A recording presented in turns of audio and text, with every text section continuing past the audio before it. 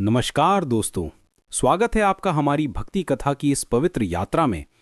आज हम बात करेंगे उस महान संत कवि की जिनके हृदय में श्री राम का नाम बसता था, जिनकी कलम ने रामचरितमानस जैसा अमर ग्रंथ रचा और जिन्होंने भक्ति का दीप जलाकर करोड़ों हृदयों को रोशन किया। वो हैं गोस्वामी तुलसीदास जी। ये कहानी है एक अनाथ बालक की जिसे दुनिया ने ठुकराया, पर श्री राम की कृपा ने उसे हिंदी साहित्य का सूरज बनाया। तो आइए डूब जाएं श्री राम की भक्ति में।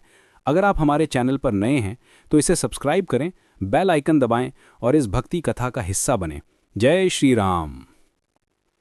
गंगा के पवित्र तट पर राजापुर नामक एक छोटे से गांव में पंडित आत्माराम अपनी पत्नी के साथ चिंता में डूबे बैठे थे। उनके पत्नी किसी भी क्षण माता बनने वाली थी। तभी दाई चुनिया ने आकर कहा, पंडित जी, आपको पुत्र रत्न की प्राप्ति हुई है, पर आपकी पत्नी बेहोश हैं। पंडित जी ने श्री राम के चरणों में सिर झुकाया। हे रघुनंदन, मेरी पत्नी की रक्षा करें। पर विधि का विधान अटल था। उनकी पत्नी ने देह त्याग दी। पंडित जी का हृदय टूट गया। ज्योतिषी ने बच्चे के ग्रह नक्षत्र देखे और कठोर शब्दों में कहा, यह बालक अशुभ नक्षत्र में जन्मा है, ये परिवार का नाश करेगा, इसे त्याग दो। पंडित जी का मन कांप उठा। क्या मैं अपने पुत्र को छोड़ दूं? पर ज्योतिषी ने कहा, यह बालक तुम्हें भी बर्बाद कर देगा। भारी मन से पंडित जी ने अपने पुत्र को त्याग दिया, पर दाई चुनिया का हृदय पसीज गया। उसने उस अनाथ बालक को अपनी गोद में लिया और श्री राम को साक्षी मानकर बोली, हे राम, इस बालक की रक्षा करना। पर गांव वालों को ज्योतिषी की भविष्यवाणी का पता था। वे उस बालक को अभागा कहकर तिरस्कृत करते, दरवाजे बंद कर लेते, भोजन देने से डरते। चुनिया का पति भी बोला, ये बालक हमारे घर का सत्यानाश करेगा। चुनिया ने राम नाम का सहारा लिया। ये बालक श्री राम का दास है, मैं इसे उनके चरणों में समर्पित करती हूं। किंतु भाग्य ने फिर करवट ली। 10 वर्ष की आयु में चुनिया भी संसार छोड़ गई। अब वो पूरी तरह अनाथ था। भूख से व्याकुल वो गांव-गांव भटका। हर दरवाजे पर उसे अपमान मिलता। एक स्त्री ने दूध लाने की कोशिश की, पर दूसरों ने उसे रोका। ये अभागा है, इसे खिलाने वाला मर जाता है। बालक ने प्रण लिया, मैं अब कभी भी भीख नहीं मांगूंगा।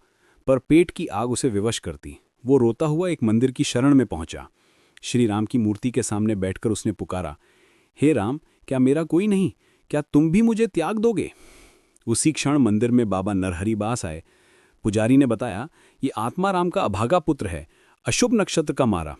पर बाबा नरहरि दास के हृदय में श्री राम की करुणा जागी। उन्होंने बालक से कहा, सन बालक, श्री राम सबके रखवाले हैं, उनके चरणों में शरण लो, सारा दुख मिट जाएगा। बालक ने भोलेपन से पूछा, श्री राम कहाँ मिलेंगे? बाबा ने मुस्कुराकर कहा, राम तो तेरे हृदय में बसते हैं, मेरे साथ चल, मैं तुझे राम नाम का अमृत दूंगा। बाबा ने उसे अपनी कुटिया में ले जाकर श्री राम जय जय राम मंत्र जपना सिखाया। वो बालक जिसे दुनिया ने ठुकराया, अब राम नाम की माला जपने लगा। हर जप के साथ उसका हृदय भक्ति से सराबोर हो गया।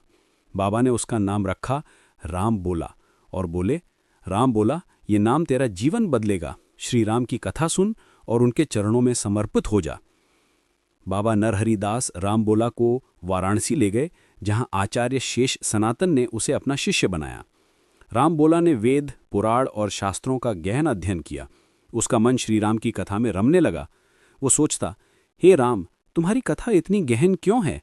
इसे तो हर जन के हृदय तक पहुंचना चाहिए। 10 वर्षों में राम बोला ने समस्त शास्त्रों का ज्ञान प्राप्त कर लिया। एक दिन आचार्य ने कहा, वत्स, तुम्हारी शिक्षा पूर्ण हुई, अब जाओ और श्री राम की महिमा का गान संसार में फैलाओ। राम बोला ने गुरु के चरणों में सिर झुकाया। गुरुदेव, श्री राम की भक्ति ही मेरा जीवन है, मैं उनके चरणों में अपना सर्वस्व अर्पित करता हूं। आचार्य ने कहा, वत्स, गृहस्थ जीवन भी अपनाओ, श्री राम भी गृहस्थ थे, भक्ति और गृहस्थ का संगम ही जीवन का सच्चा संतुलन है। राम बोला अपनी जन्मभूमि लौटे और श्री राम की कथा सुनाने लगे। उनकी भक्ति और विद्वता की ख्याति चारों ओर फैली। लोग उन्हें तुलसीदास कहकर पुकारने लगे। पास के गांव में दीनबंधु पाठक की पुत्री रत्नावली से उनका विवाह हुआ। तुलसीदास अपनी पत्नी से अति प्रेम करते थे, पर रत्नावली का हृदय भी श्री राम की भक्ति से ओतप्रोत था। एक दिन रत्नावली की सहेलियों ने उसे चढ़ाया, तुलसीदास तो तुझ पर मोहित हैं, भक्ति भूल गए। रत्नावली ने गंभीर होकर तुलसीदास से कहा, नाथ, आपने गुरु को वचन दिया था कि श्री राम की महिमा का प्रसार करेंगे। क्या ये प्रेम आपको उस पद से भटका रहा है? तुलसीदास का हृदय जाग उठा। उन्होंने सोचा, मेरा सच्चा प्रेम तो श्री राम के चरणों में है। कुछ दिनों बाद रत्नावली भाई दूज के लिए मायके गईं। उन्होंने तुलसीदास के लिए पत्र छोड़ा, नाथ, मैं शीघ्र लौटूंगे, तब तक श्री राम की भक्ति में लीन रहें। पर तुलसीदास का मन व्याकुल हो उठा। वे रातों रात गंगा की बाढ़ को पार करते हुए रत्नावली से मिलने उनके मायके पहुंचे।